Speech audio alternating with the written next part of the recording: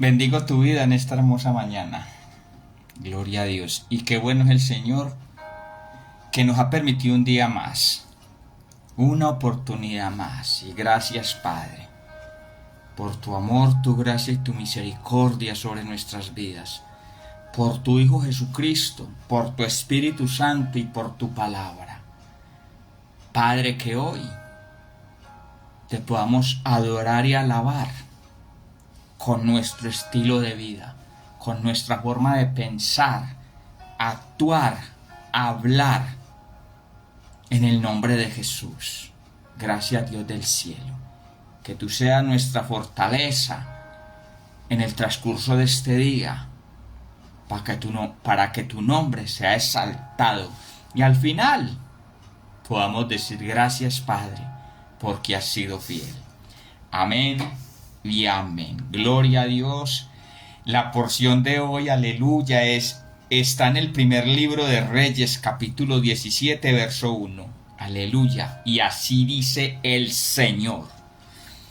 Entonces Elías Tisbita, que era de los moradores de Galaad, dijo a Acab: vive Jehová, Dios de Israel, en cuya presencia estoy, que no habrá lluvia ni rocío en estos años, sino por mi palabra. Aleluya y gloria a Dios. Poderosa palabra, poderosa la palabra del Señor. Contexto de este verso 1 del primer libro de Reyes, capítulo 17. Gobierna a Israel, reino del norte, Acab. Y mire lo que hizo acá, está en el capítulo anterior, capítulo 16, versos 31 y 32. Dice: porque le fue cosa ligera andar en los pecados de Jeroboam, hijo de Nabat, y tomó por mujer a Jezabel. Estamos hablando de Acab, hija de Edbaal, rey de los sidonios, y fue y sirvió a Baal y lo adoró, e hizo altar a Baal en el templo de Baal que él edificó. Dice el verso 33: hizo también Acab una imagen de acera, haciendo así Acab más que todos los reyes de Israel que reinaron antes que él. Entonces, en conclusión, ¿cuál es el contexto? Va y se casa con una hija de un rey que adoraba a Baal. Y entonces dice el verso 31 en la última parte, que este rey, que era el rey de Israel, Israel es el pueblo de Dios, dice que fue, sirvió y adoró a Baal, que además le hizo un altar a Baal en el templo que él le edificó a Baal. O sea, el líder de Israel, el que gobernaba Israel, sirvió, adoró, le hizo templo a Baal. ¿En dónde? En Samaria. Aleluya. Ese es el contexto. Y el contexto, y también el capítulo 18 dice que él había dejado los mandamientos de Jehová para seguir a los Baales. Ese es el contexto. En medio de eso, dice el verso 1, entonces, o sea, el verso 1 nos está diciendo que como consecuencia de lo que estaba pasando, dice: entonces Elías Tisbita, que era de los moradores de Galaad. Impresionante, porque en la escena Elías solo aparece aquí. O sea, de él no se habla nada, simplemente se dice que era de Tisbe, que moraba en Galaad, y que viene y se presenta ante un rey. Que lo grave de esto no solamente era que él sirviera, adorara, sino que al él hacerle templo a Baal, y al hacer una imagen de acera, estaba dirigiendo el pueblo a que adoraran a Baal en el templo que él hizo. Estaba dirigiendo al pueblo a la idolatría. Él era el rey de Israel. Y es impresionante porque Elías aparentemente era un anónimo, que tenía tal carácter, que tenía tal autoridad, que va y se presenta delante del rey de turno, siendo un nadie, porque no se conocía de él nada. Va y se presenta delante de la máxima autoridad de Israel, sin miedo, sin temor, y le dice las siguientes palabras: aleluya. Y algo impresionante es que cuando usted en la palabra ve que un profeta se dirigía a alguien, siempre llegaba diciendo: así dice Jehová. No, aquí no. Aquí dice: y dijo a Acab.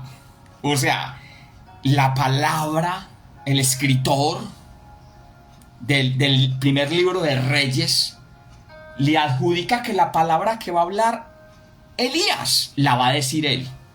Y eso tiene un significado impresionante y glorioso. Dice: y lo primero que le dijo fue: vive Jehová, Dios de Israel. Aleluya y gloria a Dios. Porque en un contexto donde el rey, persuadido por su mujer que adoraba a Baal, había construido altar, servía, adoraba y guió el pueblo a adorar a Baal en el templo que él construyó. En ese contexto aparece un hombre de Dios que no llegó diciendo: así dice Jehová, que no llegó diciendo: yo soy el profeta de Jehová. No, simplemente dice la palabra que dijo Acab: vive Jehová, Dios de Israel. Aleluya.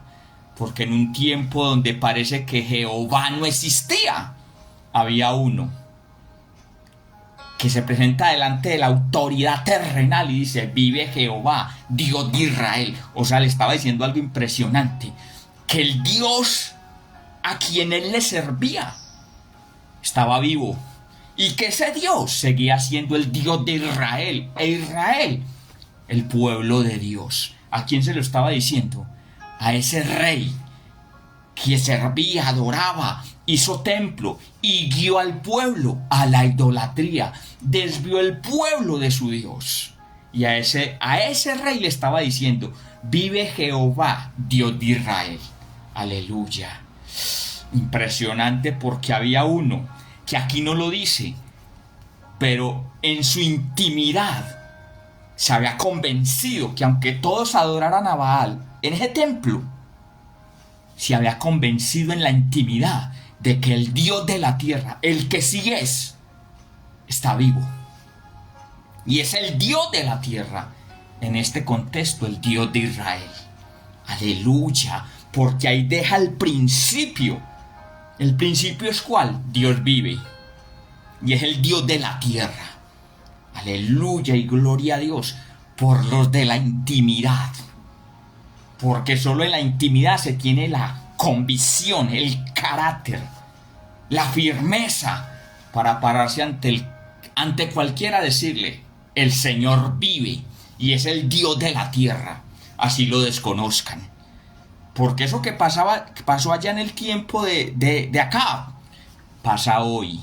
Y hoy Dios necesita hijos, siervos, profetas, pero no que presuman el título, sino que vivan en su presencia, que salgan y digan: vive Jehová, vive el Señor, el Dios de la tierra, mi Dios. Que sus palabras, sus acciones evidencien que Él vive y que hay presencia. Aleluya y gloria a Dios. Y lo segundo que le dice es: en cuya presencia estoy. Aleluya y gloria a Dios. Este hombre que aparece aquí en la escena, que aparentemente es un anónimo, tiene claro que Jehová vive, que es el Dios de Israel, y dice: en cuya presencia estoy. Aleluya y gloria a Dios. Porque no es en cuya presencia estuve, en cuya presencia estaré, en cuya presencia estoy. Aleluya. Impresionante.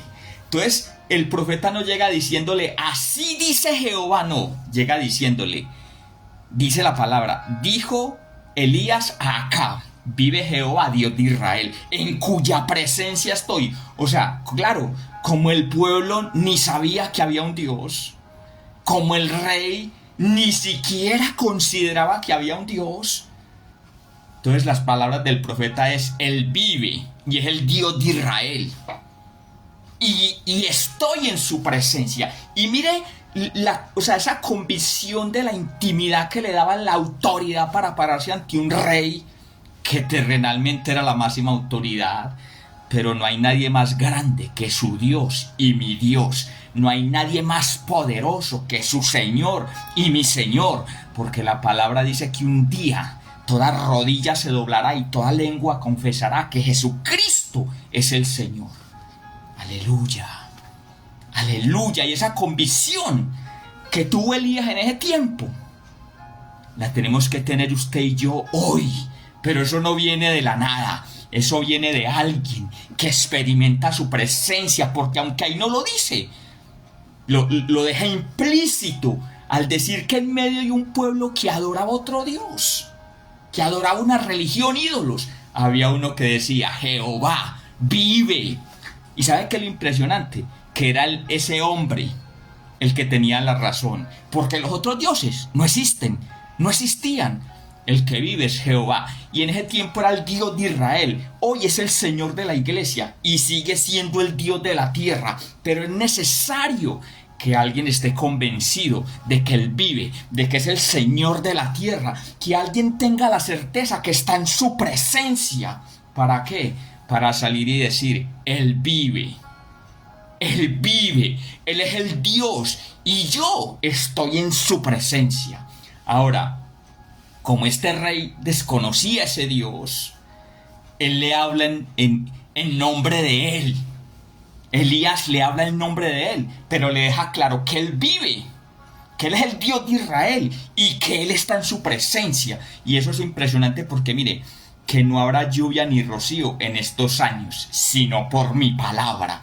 Impresionante porque Elías se adjudica a él la autoridad de que no habrá lluvia, no iba a llover, ni iba a haber rocío. Rocío es ese fenómeno, no es el nombre de una mujer, no. El rocío es ese fenómeno que se da en las noches, que la humedad produce agua, produce gotas de agua. Iba a ser tanta la sequía que ni siquiera en las noches el rocío lo iba a ver. Y dice ahí que no habrá lluvia ni rocío en estos años, sino por mi palabra. Aleluya y gloria a Dios. O sea, este hombre iba a demostrar que ese Dios del que él tenía la convicción de que está vivo, de que estaba en su presencia. Porque ¿quién es el que hace que llueva o no llueva? Es Dios, no es ningún hombre. Pero este ministro de Dios tenía tanta presencia, estaba tan convencido de quién era Dios, que Dios lo manda, aunque hoy no lo diga, pero está explícito, porque el que iba a cerrar la llave del cielo y la humedad de la tierra en la noche era Jehová Dios. Estaba tan convencido que Dios le dice: diga que es por su palabra, porque usted, Elías, era el testimonio del Dios que estaba vivo, del Dios que era el Dios de Israel, y la evidencia era que él estaba en su presencia y que efectivamente no iba a llover en los próximos 3 años. ¿Por qué? Porque Jehová estaba vivo. ¿Por qué? Porque Elías lo decía y lo estaba diciendo. ¿Y quién era el testigo de esa profecía? Él dice: vive Jehová, Dios de Israel, en cuya presencia estoy. ¿Quién iba a respaldar eso? El Dios en cuya presencia estaba. O sea, Elías no vino a profetizar en su carne, vino a decir en su nombre lo que Dios le había dicho, para que no solamente Acaz, sino Jezabel y los 450 profetas de Baal y el pueblo se dieran cuenta que había un hombre de Dios que tenía la convicción de que Él vive, de que Él es el Dios de la tierra y que andaba en su presencia. Y allí Dios le dijo qué decir, porque no iba a llover sino por la boca de Elías. Pero el que iba a quedar en alto, glorificado, no era Elías, era el Dios de Elías, que vive, que reina. Era el Dios en cuya presencia Elías estaba. Aleluya. Discierna los tiempos. Dios quería librar al rey y librar a su pueblo en medio de un contexto donde se había desvanecido para ellos el nombre de Dios. Para ellos. Por la idolatría del rey. Pero el nombre de Dios no estaba desvanecido. Pero necesitaba uno que amara su presencia para que mostrara a través de estar en su presencia que Él vive y que es el Dios de la tierra. Aleluya. Espero que eso seas tú. Pero eso nace de la intimidad. De la intimidad. Y que cuando salgas a la escena, la palabra que en la intimidad Dios ponga en tu boca, en público, Dios la respaldará. Porque Él vive. Es el Señor de la iglesia. Es el Señor de la creación. Aleluya. Y gloria a Dios. Bendigo tu vida en el nombre de Jesús. Padre, gracias. Que produzcas hambre y sed por tu presencia, por tu palabra, Señor, y que allí en el secreto, en el que quieres saciar esa hambre, tú hables lo que quieres hablar a la humanidad, en el nombre de Jesús. Amén y amén. Bendigo tu vida en el nombre de Jesús.